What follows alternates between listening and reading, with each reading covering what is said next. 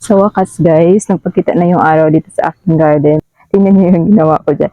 Kailangan kong i-check yung mga plants na nasa vertical garden ko kasi nauulanan yun nung nakaraan kasi natupi yung bubong ko.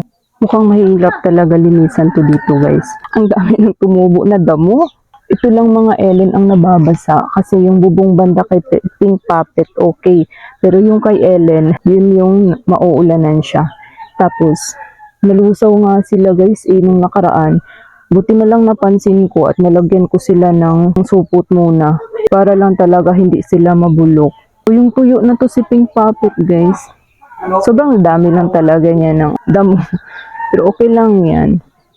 Hindi kasi ito yung galing sa gilingan ng palay na rice hull. Kaya possible pa siya na tumubo ulit.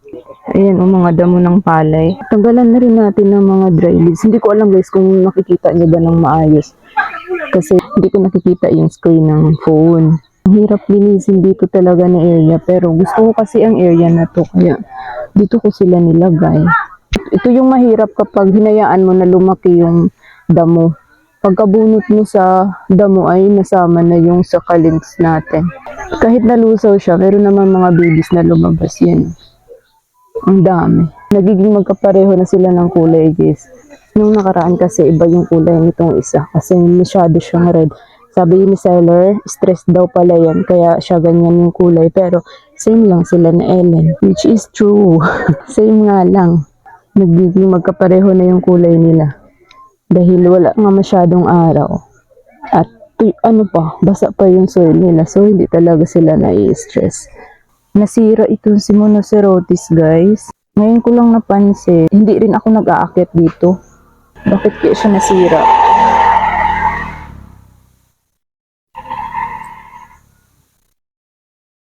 Kailangan niyang i-behead. Mayroon siyang mealybugs. Ayan. Sensitive pa naman to sa mealybugs yung mga Monocerotis.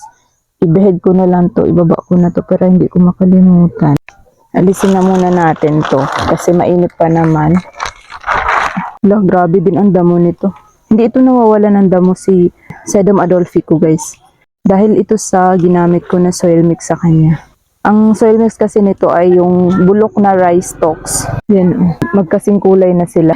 Dati 'di ba, stress pa to. Meron pa rin naman siyang stress na color.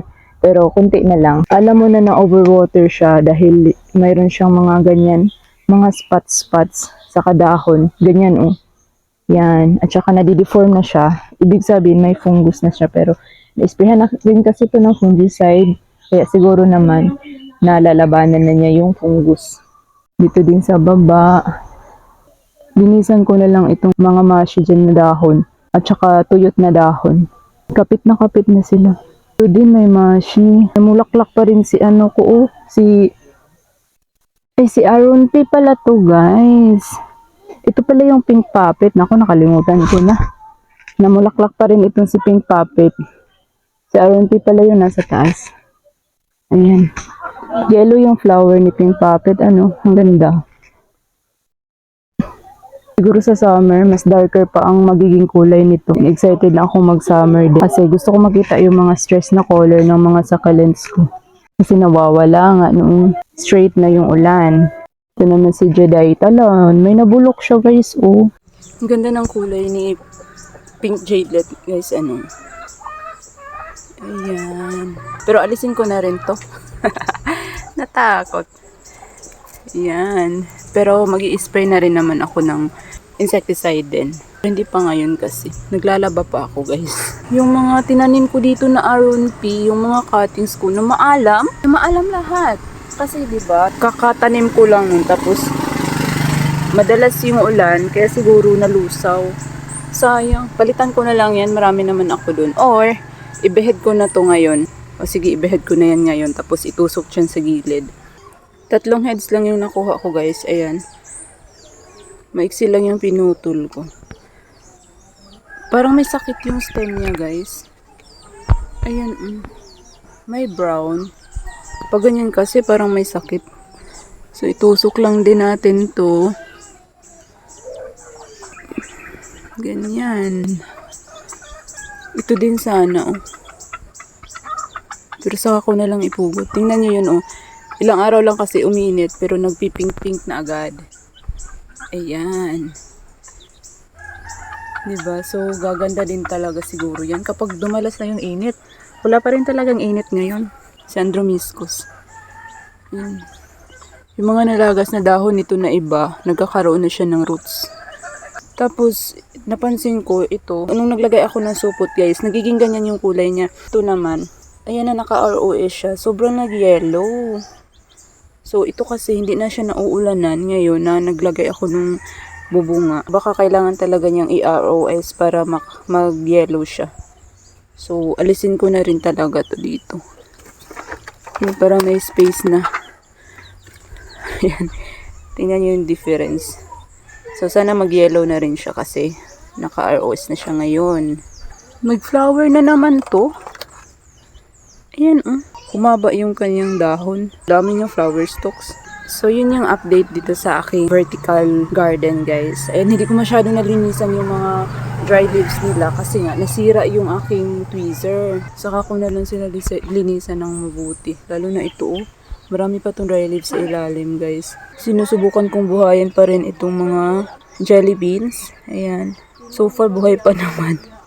Pero paliit na sila ng paliit. Hindi ito naaarawan dito, pero may mga aerial roots pa rin. Ito naman si baboon stay. Linisan lang natin. Same soil lang ginamit ko doon sa aking mga nasa vertical garden. Nagkakaroon din siya ng mga damo. Stable na to guys, oh. Tinutubuan na ng mga sambong tsaka fern. Pag hindi pala naka-expose masyado sa mainit si chicken feet ay hindi pala siya magiging chicken feet, chicken feet. Nagiging ganito, bilog. Alisin na natin to kasi stable na naman to. Ayan. May mga bagong tubo. Nabali. Nangyari dito man. Meron siya aerial roots. Nagiging bilog. Yan. Kailangan niya ng araw para magkakaroon ng form na ganito. Pero maganda siya guys, in fairness. Diba? Ang ganda oh. Wow. Ang daming damo sa mga naka-ROS. Maraming ganito sa akin. Ulisimang bato. So yung mga nandito na ito, roasted na lawela na maliliit, nauubos na. Kunti na lang natira guys. Yan na lang mga gilid. Oh. Yung sa pinakagitna wala na talaga. Yan ang nalusaw na. Yan na lang yung natira. Tapos, ito, ibang seller ito.